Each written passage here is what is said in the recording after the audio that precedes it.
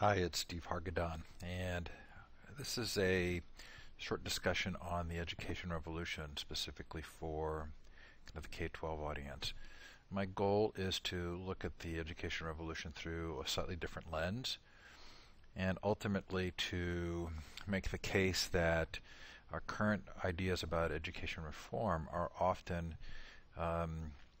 while couched in very different terms, somewhat the same. Even the ideas that appear to be from very different camps about education reform actually have at their core the same message, and I want to propose an alternate view. So I have a skin condition called vitiligo. It's the loss of skin pigment. It's believed to be an autoimmune disorder. It's the same skin disorder that Michael Jackson had, and it's estimated that it affects about 2% of the population. Of course, those who know me will know that will not be surprised that I run a social network for people with vitiligo. Now I think the world's largest, which may not mean a whole lot, but it's an area in which I have connected with people and feel like I'm providing a service. I've had vitiligo for something over 10 years, and it's led me on a journey. I want to talk about a little bit about that journey today, and specifically some of the other conditions that I've had that somehow seem to be related. I have a blood clotting disorder that's also autoimmune, and then I have neuropathy, which is the loss of feeling in my feet. So as a part of trying to figure out the neuropathy piece, I met a woman who doesn't eat hormone-fed beef, and she said that there's a direct correlation between hormone-fed beef for her and neuropathy, and I decided to go vegetarian. And I went to see my doctor after having eaten a vegetarian diet for a little while, and she asked me if I'd consider going vegan. So that's a broccoli there in the middle of the picture. And I said, I would do that. So this was last February, almost a year ago. And so I went on a vegan diet. Now, vegan means no meat and no animal products, so it would exclude milk, ice cream, and things like that. The little blue can there is Pringles. And that's intended to indicate that even though I was eating a vegan diet, I wasn't like a healthy vegan, or it wasn't necessarily as healthy as it could have been. So baked potatoes, chips would fall in my category of not being an animal product, but it's not necessarily good for me. But even on this modified vegan diet, I had something of a stunning experience. So in February, when my doctor asked me if I would consider doing this, I took a blood test. I had lab work done. And there is a test called the relative risks for future cardiovascular event. That's an ominous phrase, right? And there's a numeric indicator. So below 1.00 means that you're at very low risk. From 1.00 to 3.00, you're in the average range, and anything above 3.00 is high. Well, that test in February came back, and I was at 6.06. So pretty much off the charts. And I just went back in October, so that would be about 8 months later, just this past October. And having been on this Pringles modified vegan diet, so not even as a strict vegan, my relative risk number for future cardiovascular event was at 1.04. So 4/100ths away from being in the low category. This was stunning to me. I mean, it was it was very compelling, right? That in such a short period of time, my risk factor would have so diminished, and especially because I was following a vegan diet, but I wasn't being as pure as I might have been. So that led our family to watching some movies over the holiday break. One in particular that really impacted me, which was called Forks Over Knives. And I think the reason it was so impactful was it really sort of looked at on a scientific level at not only why a plant-based diet is so healthy for you, but also why we're not being told by a significant constituencies in our culture and our lives to to eat a plant-based diet. And the movie draws heavily from a book called The China Study. And basically, this was a 20-year, really huge study in 65 counties in China, looking at the impact of their diet and their health. And basically, the conclusion was that animal-based foods lead to Western diseases. So at the time of the conclusion of the study, the Chinese rate of breast cancer was 1/5 of the rate of breast cancer in Western women. And the Chinese rate of heart disease was 1/17 of the rate of heart disease in Western men. Now, China's diet has changed somewhat since this study. And so those, probably, unfortunately, they may be getting closer to the numbers from Western countries. But this was kind of a stunning conclusion that the degenerative diseases that really plague us come from animal-based foods. And I thought, what? I mean, are you kidding? I mean, nobody's ever said it that directly to me. And why would not other doctors have said that? And why would this not be sort of common knowledge? I was really sort of shocked and surprised, and this is the thing I wanted to figure out. So there is going to be a connection here to education, I promise. But in answering this question about why culturally the plant-based diet isn't the diet that is sort of the norm, it led me to think about institutions and to go down an interesting path in terms of the role that institutions play. And using this lens, the lens of institutions, to look at our lives, there's sort of this intriguing degree to which the food industry and the USDA are together responsible for the misperceptions that we have around healthy eating. And especially scary is the idea that the USDA, which has responsibility to sort of be an objective body, or we would assume it's an objective body, to tell us what's healthy and not, turns out not to have been objective. And so let me sort of discuss why that might be. So there's this old adage that if you're a hammer and every problem is a nail. Well, I think that's at the core of what happens in institutions, right? That institutions end up perpetuating the very problems that they were created to solve. Now, that's a kind of a bold statement, right? But think about the degree to which institutions depend on a particular problem to exist in order for them to stay relevant. And if you think about how people get promoted in institutions and the sort of the politics of what takes place, those who strongly feel passionate about the mission of the institution are likely to be those who continue and get promoted. And that mission depends on their continuing to be a problem. And I don't think there's anything Machiavellian about that or conspiracy oriented. But the sort of the truth of institutions is that they depend on the problem, and arguably can get into a situation where they are creating or perpetuating the very problem they were caused to solve. And I'm going to talk a little bit about that in sort of direct ways. But what made the situation with the USDA even sort of more frightening was the degree to which the food industry organizations had individuals associated with them who sat on the committees that ended up determining the policy or the pronouncements about what was good for us to eat. And we look back at the many times in which the food chart or food plate sort of has been reorganized. And the truth is it's a highly political process, and that it is significantly influenced by the financial interests of the food industry. Now that just is sort of mind-boggling, right? And it probably you followed along to this point, and you're saying, okay, that's logical and it makes sense, but it's really wrong, right? I mean, it's sort of incredibly wrong that that's how things take place.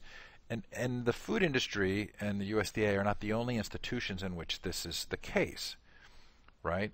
But the truth is that the medical industry is sort of highly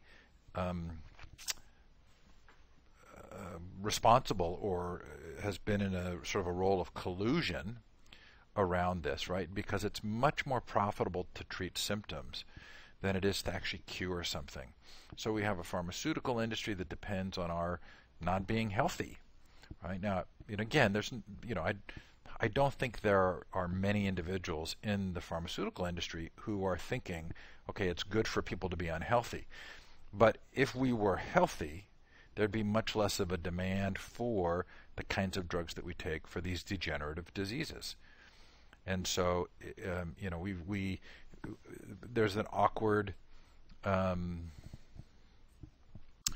of motive here that unfortunately leads to there being benefit from our not being healthy. So typically we're not talking about cures and we're not talking about prevention. We're talking about those things that treat symptoms. And I asked my doctor about this, and the answer was yes, this is unfortunately true. And again, I don't think this is going to be a surprise to anybody, but when I draw the parallel to education, you may wonder where I'm headed. Okay, so the USDA, the food industry, the medical industry, ultimately the result is that the food pyramid and its successors has led us to a climate or culture of obesity. And it's a culture that revolves around enormous amounts of money on tasty but unhealthy food, food that's often cheaper than the healthy counterparts, and sometimes because of subsidies, and an enormous amount of money dependent on this system of us not eating well and then having problems which are addressed through the kinds of medicines that we take.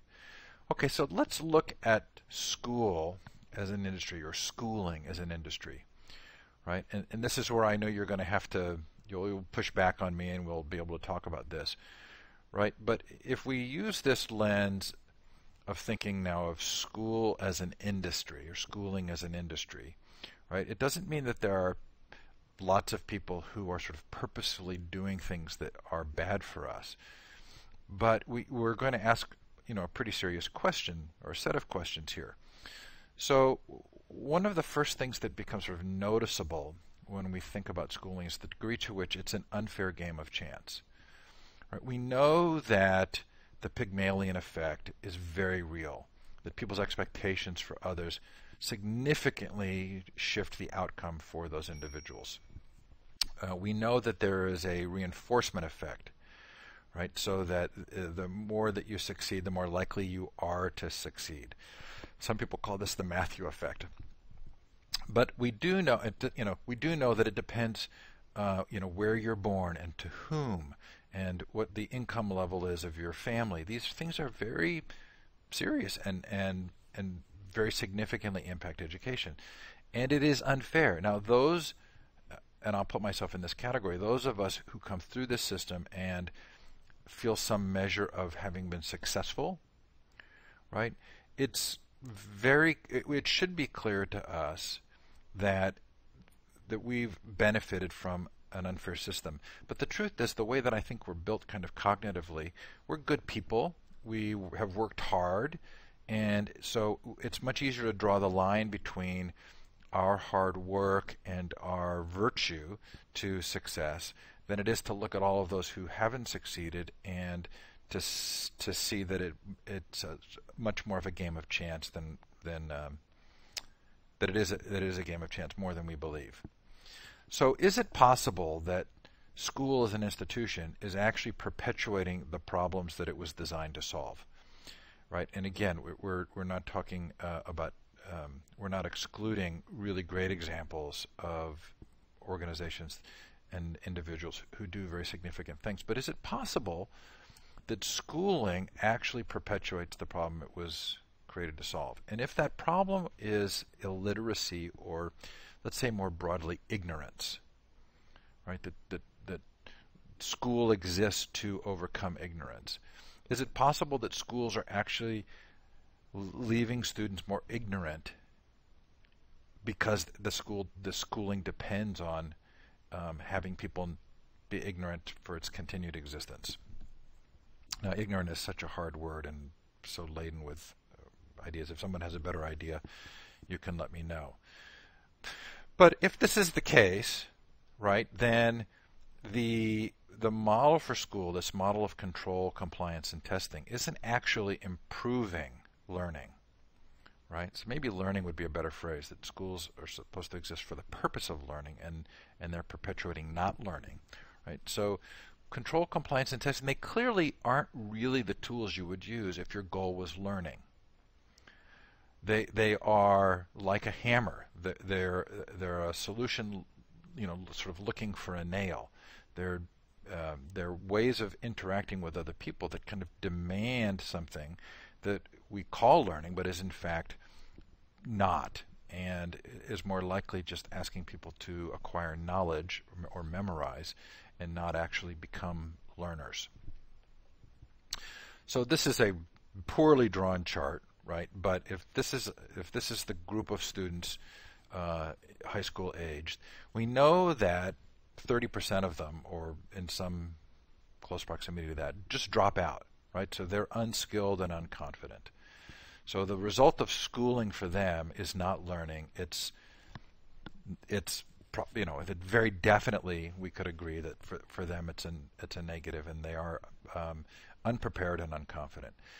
The group at the top, the winners, this is really intriguing because there is a small group that do very well. But I talked about this in a panel discussion at Google last week, and some students came up afterwards and said, we're in that winner category, but the truth is we feel like failures. We never feel like we're good enough. Our schooling experience hasn't encouraged us to believe in ourselves as learners. It's actually sort of done the opposite. And a lot of adults that I talk to will say, I did not see myself as a learner. I had to learn to be a learner after school. That my K-12 experience is not one I look back on positively in terms of learning. And then there's this middle group which don't reach the success level, and haven't dropped out. But the truth is, they don't feel like successes, and they know that other people have been successful. And so, intriguingly, they've defined themselves as not being good at school, right, or not being learners. And not being good at school and not being a learner are not necessarily the same thing, but that's the equation that is made. And what do we do with this, right? So if the majority outcome, if the great majority outcome of schooling is people who don't feel like learners, then something's sort of seriously wrong.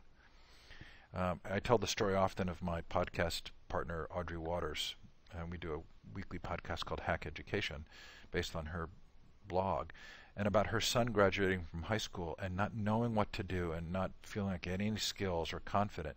And that's sort of tragically sad that several years past the age in which most sort of historically and culturally we've seen, at 14 or 13 or 14 that cultures move someone into adulthood, that it well past that age, most of those who graduate from high school aren't really competent or capable of being on their own or being self-driven. Right? So this is an interesting dilemma, and the question is, now what? Where do we go from here? So I'd like you to think about your most engaging learning experience, a time in your life when you really learned how to do something, or you were deeply involved in learning. And you can pause this if you need to. Think of a time when there was where you were learning at a deep level, sort of maybe like the flow idea, where you really could identify yourself as a learner. Now, intriguingly, when I did this just here in Austin, Texas, which is where I'm recording this from, the new Media Consortium Future of Education Conference, someone told me that at their table nobody could think of anything. And maybe that was not having enough time, but also, here we are in a conference and then our second day talking about education, and a learning activity or a learning experience didn't immediately come to mind, which was very interesting. I don't want to draw too much out of that, but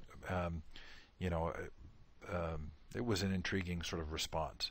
Okay, if you think about that engaging learning experience, I want you to consider how much of that related to control, compliance, and testing, and how much of it related to a relationship, someone who believed in you, a supportive peer group, a challenge, an intellectual challenge that you discovered, a curiosity. If I'm right about this, in most cases, the things that we think of that are associated with schooling are not the things that precipitated your learning experiences. And those experiences for most people are somewhat defining, right? I had a teacher in 5th grade, or I did this project where we built this contraption, or I stayed up 2 nights in a row learning a programming language. If these, in fact, are the kinds of stories that are the core of our experiences with learning, then, again, is it possible that schooling actually produces the opposite in most cases of what we're trying to do? So what are those conditions then of learning, right? And I should have gone to this slide earlier, but you get the idea, right? That there are conditions, and the conditions are relationships or activities or the kinds of opportunities to try new things or curiosity and the like. Okay, so what's intriguing to me about this is that learning is clearly a very human activity. From the moment a baby is born, we know it's learning at an incredibly rapid pace. There's so much learning going on. And if we are basically built to learn, if we're a learning machine, and that's the wrong word, but you know what I mean, right? If it's our nature is to learn, then are we having those learning experiences in schooling? And I'm going to propose that for most people that we're not.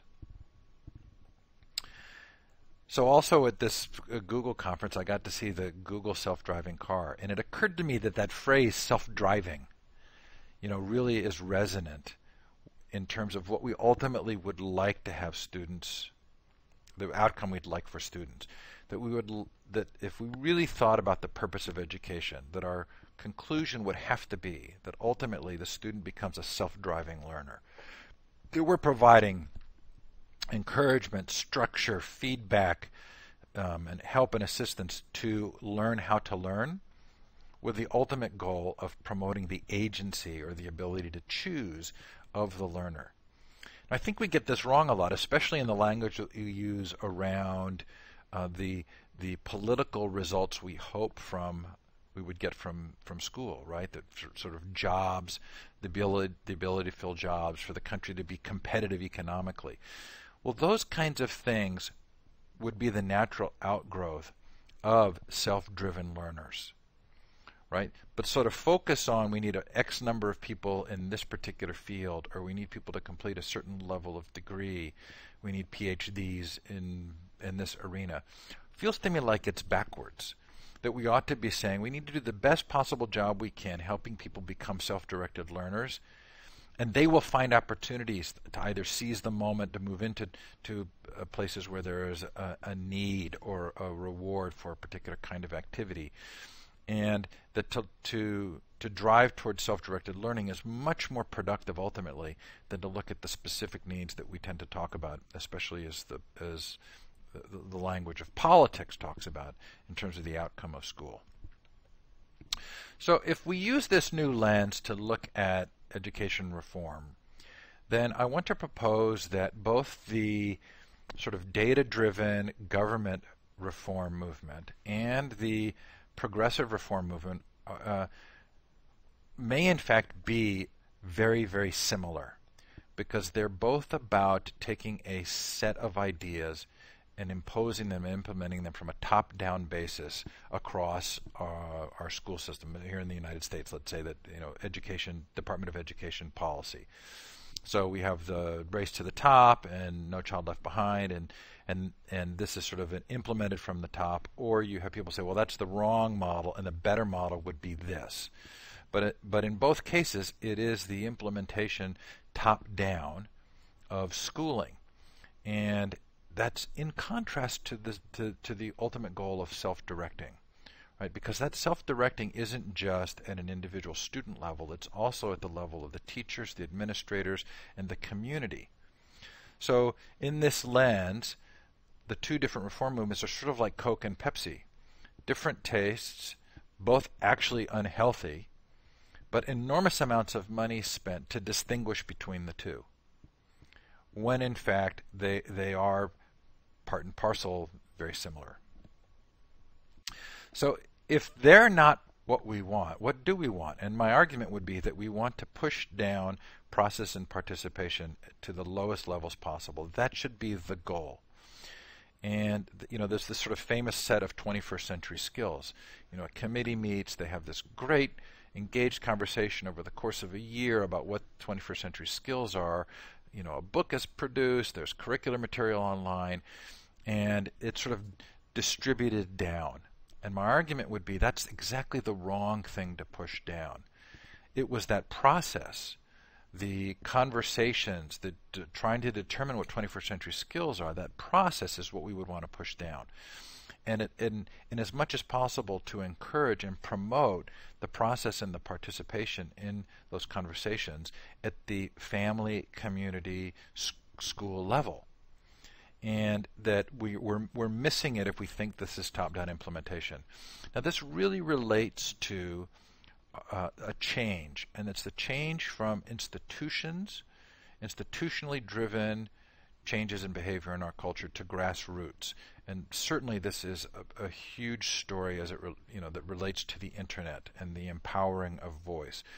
But increasingly the changes that we're seeing in our society are not driven in traditional institutional ways, but they're being driven by constituents who band together voluntarily in groups that then cascade up into an organization or a movement which looks like the end result previously of traditional organizational structure, but is somewhat the opposite.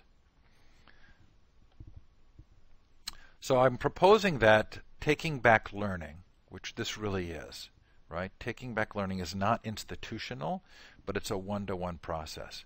That what we really need to do is to take back the conversation on learning. And this is not going to happen by somebody telling us or mandating to take back the conversation on learning. It's not going to come from policy directives toward families and students and teachers, but it's going to come on a one-to-one basis. And Dale Doherty, the founder of the MAKE movement, talks about this in terms of sort of how the marathon running interest has grown, right? Nobody said everybody needs to run a marathon, but one by one people would tell their friends, and they would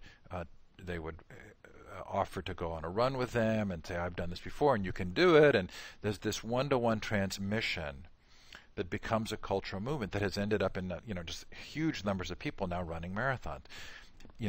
A vegan diet. Just telling people that I am on a vegan diet, it's fascinating how much conversation there is. And, have you watched this movie? And sort of this increased movement, right? Now we know that these kind of complex narratives, the more thoughtful, deep thinking, right, is often not the sort of the national simple narrative, the simplistic narratives, but it's these deep, thoughtful narratives. And somehow we have to turn this deeper, thoughtful narrative around education into a movement. And I think that's only going to happen on a one-to-one basis, where we really work at a grassroots level. So my challenge to you is, where can you start a conversation about learning in your community? Can you hold a meeting? Can you gather people together and say, what are 21st century skills? What is learning? What do we want from our schools? Where could you start that process of helping people to hold that conversation about learning? Thank you very much. This is a new set of thinking for me and a new format. So hopefully you found it of value. Please feel free to come to educationrevolution.me and tell us what you're thinking about changes in teaching and learning. Bye now.